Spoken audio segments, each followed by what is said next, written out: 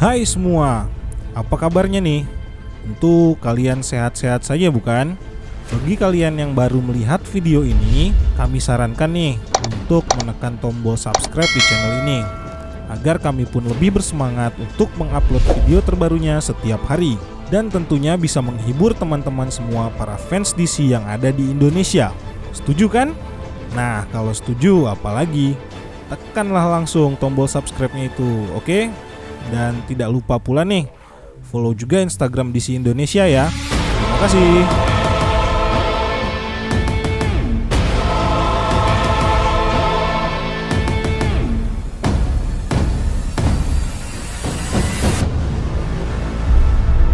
Pada video kali ini, DC Indonesia akan membahas tentang Crime Syndicate. Apakah Crime Syndicate itu? Singkat saja ya. The Crime Syndicate of America adalah versi jahatnya Justice League yang tinggal di bumi alternatif.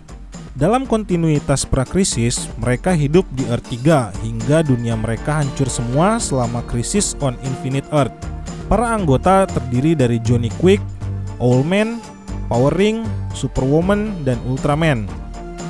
Setelah beberapa pasca krisis yang terjadi di DC Universe, mereka juga eksis di versi alternatifnya, termasuk di era New 52. Mereka hadir dalam Forever Evil setelah event Trinity War. Nah, di video ini DC Indonesia akan menceritakan kisah mereka pada era Infinite Earth. Untuk yang belum mengerti tentang era Infinite Frontier ini, bisa kalian lihat videonya di playlist channel kita ya, oke? Cerita Crime Syndicate ini sendiri berada pada event setelah Death Metal, di mana multiverse baru lahir. Dunia di Earth 3 ini adalah dunia di mana semua hal yang kita ketahui menjadi berbanding terbalik dengan aslinya, di mana matahari terbit dari barat dan tenggelam di timur, di mana Benedict Arnold adalah pendiri Amerika dan juga sekaligus sebagai penguasa yang kejam. Dunia ini juga dunia di mana kebaikan tidak pernah menang di akhir cerita. Selamat datang di New Earth 3. Cerita ini berada pada komik Crime Syndicate, isu pertama dengan judul isu The New Deal Part 1 Strange Visitor, yang dirilis pada tanggal 3 Maret 2021 dengan jumlah 25 halaman. Sebelum masuk ke ceritanya, kita lihat dulu nih covernya. Di cover komik kita bisa melihat beberapa supervillain seperti Ultraman, Owlman, Superwoman, Johnny Quick, Atomica, dan Power Ring. Dan di belakang para supervillain tersebut, kita juga bisa melihat sosok Starro yang sepertinya sedang menginvasi bumi di New Earth 3. Dan komik Crime Syndicate edisi terbatas isu pertama ini pun diberi label 13+. Lalu di halaman selanjutnya kita pun melihat promo dari Action Comic edisi ke-1029, di mana gambar tersebut menunjukkan sosok Superman yang ditusuk oleh sosok hijau yang belum kita ketahui siapa itu, dan itu kemungkinan adalah musuh besarnya Superman dalam komik itu. Oke, kita masuk ke ceritanya. Pada halaman pertama, kita dibawa ke Dallas, Texas pada 22 November 1963, di mana di sana kita bisa melihat iring-iringan Presiden Amerika pada masa itu, yaitu John F. Kennedy. Tidak seperti kejadian yang sebenarnya, ternyata John F. Kennedy tidak dibunuh oleh Lee Harvey Oswald, tapi di New Earth 3 ini dia dibunuh oleh Clark Kent kecil dengan heat visionnya, yang dimana Clark Kent pun berkata, sejak saat itu dia akan selalu mengawasi segala sesuatu yang terjadi di sana. Di halaman selanjutnya, Metropolis di masa kini. Di headline Daily Planet tertulis berita bahwa apakah Ultraman telah kehilangan kekuasaannya. Lalu koran yang dipegang oleh seseorang itu pun tiba-tiba terbakar oleh sinar X-ray heat visionnya Ultraman. Si Ultraman sepertinya tidak senang dengan headline dari Daily Planet tersebut. Lalu kita pun dibawa ke Daily Planet, di mana Catherine Grant dan Jimmy Olsen tengah berdebat mengenai headline Daily Planet yang ternyata ditulis oleh Grant. Namun tiba-tiba Ultraman yang merasa tidak senang dengan pemberitaan dirinya di koran Daily Planet muncul dengan mengangkat sebuah truk yang mendistribusikan koran Daily Planet dan langsung menghantam jendela Daily Planet dengan menggunakan truk tersebut. Grant pun berteriak pada Ultraman, "Kau kira semua orang takut kepadamu?" Dan Grant pun melanjutkan perkataannya, "Jika kau membunuhku, maka seluruh masyarakat Metropolis akan bangkit dan melawan." Lalu Ultraman pun mengancam, jika ada berita hoax mengenai dirinya lagi, dia akan membunuh seluruh karyawan Daily Planet, bahkan OB sekalipun. Belum selesai mereka berdebat, Ultraman sepertinya mendengar sesuatu dari kejauhan, dan dia pun langsung pergi meninggalkan Daily Planet. Di halaman selanjutnya, kita pun beralih ke Arnold DC. Kita diperlihatkan pada Istana Kepresidenan atau Gedung Putih, di mana ada 2 orang agen FBI yang hendak bertemu langsung dengan presiden, namun tidak diizinkan oleh si penjaga pintu. Ternyata di dalam si presiden tengah bernegosiasi dengan sosok perempuan yang minta akses ke semua data metahuman.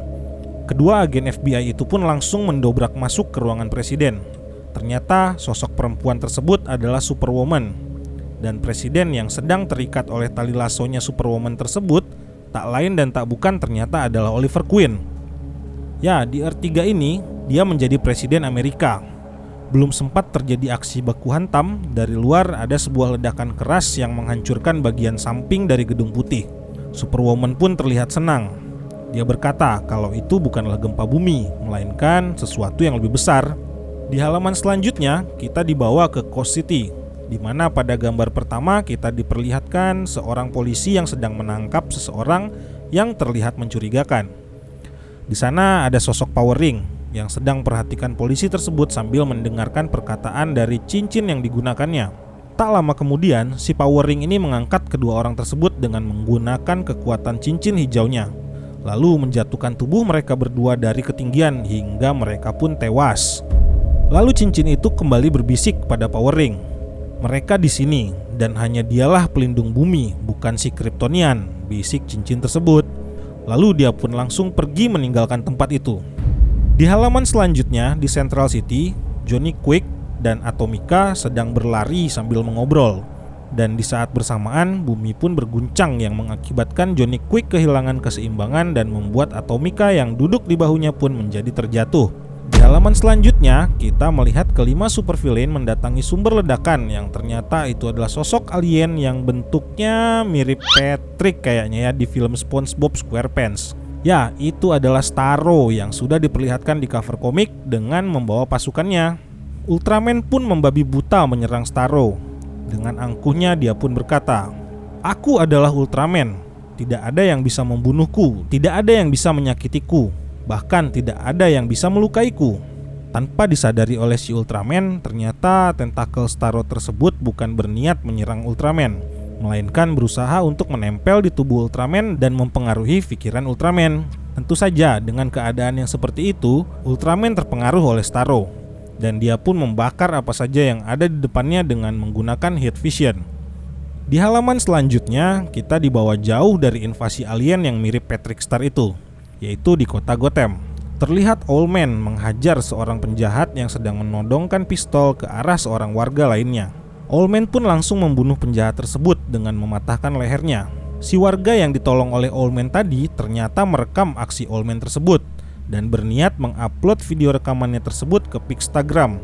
Ya, semacam Instagram di dunianya DC kali ya. Oke, lanjut. Owlman yang sadar aksinya direkam langsung berkata, "Kau seharusnya tidak melakukan itu." Belum sempat Owlman melancarkan aksinya, terdengar suara tembakan dan orang tadi pun tewas seketika. Dan ternyata yang menembak orang tadi itu adalah Alfred. Tak lama Owlman pun sepertinya mendapat laporan akan invasinya si Patrick. Maksudnya si Starro. Lalu Owlman pun memerintahkan Alfred untuk memberitahu The Talon untuk mengunci kota Gotham.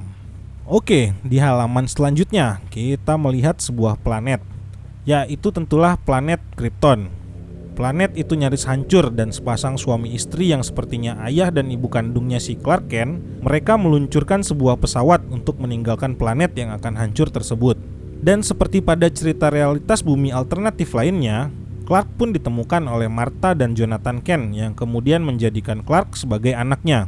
Kita masuk ke lembaran selanjutnya di Smallville, Kansas tahun 1963. Di halaman ini kita melihat masa kecil Clark Kent. Dia diadopsi oleh Jonathan dan Martha Kent. Orang tua angkatnya itu mengetahui kekuatan Clark. Dengan begitu, mereka memanfaatkan keterampilannya. Dan sejak itulah di tahun 1963, Clark merasa semua pekerjaan yang harusnya dilakukan oleh kedua orang tua angkatnya itu diambil alih oleh dirinya. Dimulai dari pertanian, pekerjaan rumah, baik dapur atau membersihkan halaman, pokoknya kerjaan rumah lah, dia semua yang nyelesaikan.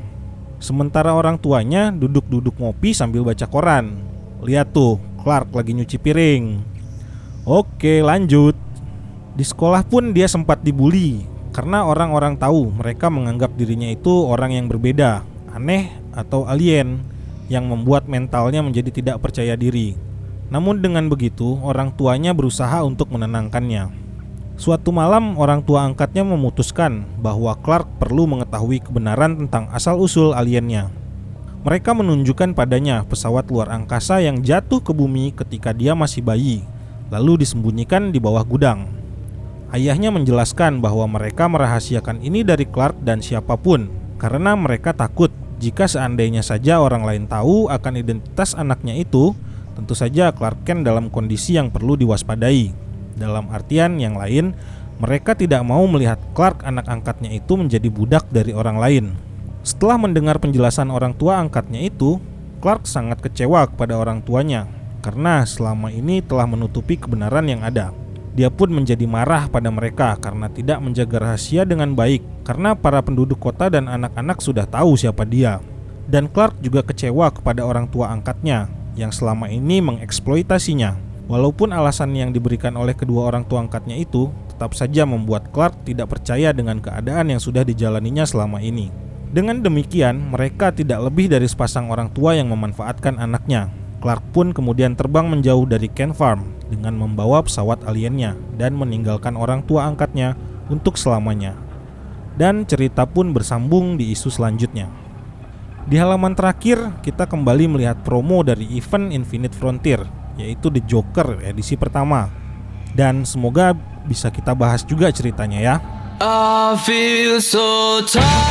Teman-teman DC Indonesia dimanapun kalian berada, dari Sabang sampai Merauke, cerita Crime Syndicate di era Infinite Frontier ini memang beda dari serial komik Crime Syndicate dari era yang lainnya. Bagi DC Indonesia sendiri, ini adalah cerita yang bagus untuk dinikmati oleh pembaca pemula yang belum mengerti dengan sejarah asal-usul dari Crime Syndicate. Yang selama ini kita kenal dengan Justice League, ternyata di Earth 3 ini kita menemukan versi negatif dari Justice League. Dimulai dengan isu masalah pertama dari 6 isu masalah yang akan diceritakan di komik ini. Nah teman-teman DC Indonesia, akhirnya kita sudah berada di penghujung video. Bagikan tanggapan kalian mengenai video komik Crime Syndicate isu pertama di era Infinite Frontier ini. Tulis komentarnya di bawah deskripsi video ini ya. Tulis saja apapun itu, kritik ataupun sarannya, agar channel ini lebih bermanfaat untuk kita para pecinta DC komik. Tekan tombol suka video ini dan share ke seluruh media sosial kalian, baik WhatsApp, Facebook, ataupun media sosial lainnya. Jaga kesehatan teman-teman semua ya, dan tetaplah berpikir positif.